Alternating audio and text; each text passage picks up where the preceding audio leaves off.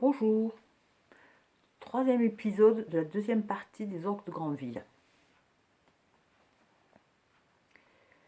Premier entretien de l'organiste Jonathan Guérin au commissariat de Carcassonne, en présence de Thierry Belmonte et François Coste. Bonjour, monsieur Guérin, commissaire Zorro. Je ne sais pas si vous vous souvenez de moi. J'étais déjà en poste lorsque vous étiez titulaire des orgues de la cathédrale Saint-Michel de Carcassonne. Je me souviens très bien, oui. Bonjour, commissaire. Monsieur Guérin, votre premier poste a été celui de Carcassonne. Pourquoi l'avez-vous demandé? Vous êtes un très bon élément. Vous avez été très bien noté pendant vos études et vous avez obtenu des résultats magnifiques lors des différentes sélections. Vous aviez le choix d'un poste plus prestigieux.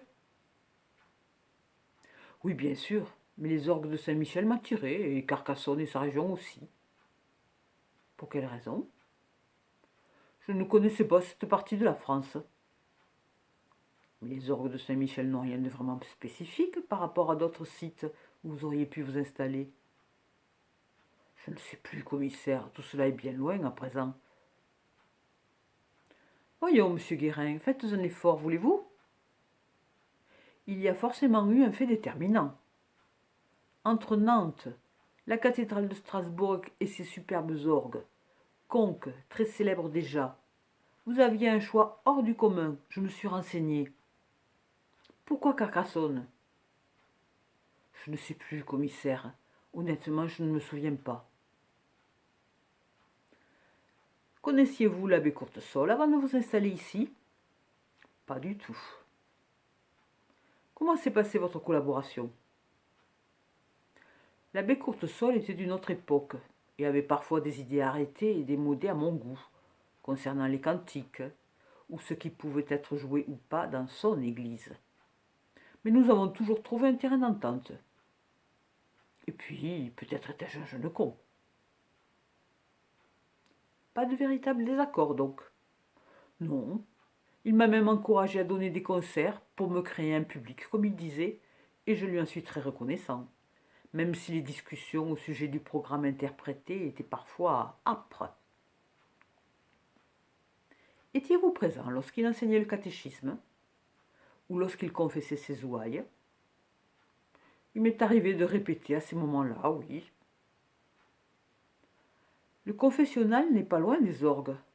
Auriez-vous pu entendre des bruits, des protestations, si s'y était passé des choses, disons, contraires à la loi, et dénotant une attitude répréhensible de la part de l'abbé? Je vois ce que vous voulez dire, hélas. Mais la puissance de l'instrument couvre tout autre bruit. Cependant, il m'arrive fréquemment de m'arrêter pour reprendre un morceau qui ne me satisfait pas, ou pour essayer d'autres jeux, et pendant ces pauses, je n'ai jamais rien entendu d'étrange ni d'anormal. Pensez-vous que vous auriez identifié ces bruits si vous en aviez entendu? Je ne sais pas.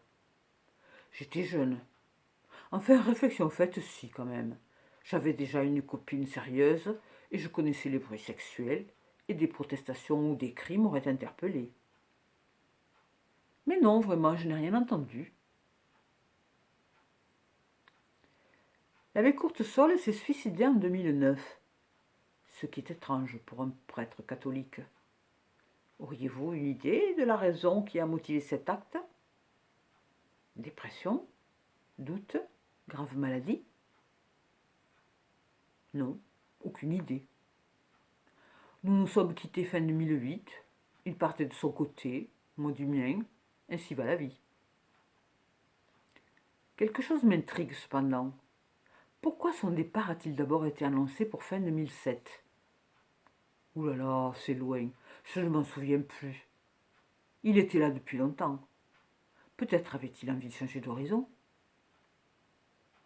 Je crois me souvenir de dissensions avec le nouvel évêque. Honnêtement, je n'en sais pas davantage. Et finalement, il a tenu le coup un an de plus. Ah oui? Oui, regardez, il est sur la photo avec vous, lors de votre dernier concert à Saint-Michel fin août 2008. Effectivement, cela m'était complètement sorti de la tête. J'ai peine à vous croire, monsieur Guérin.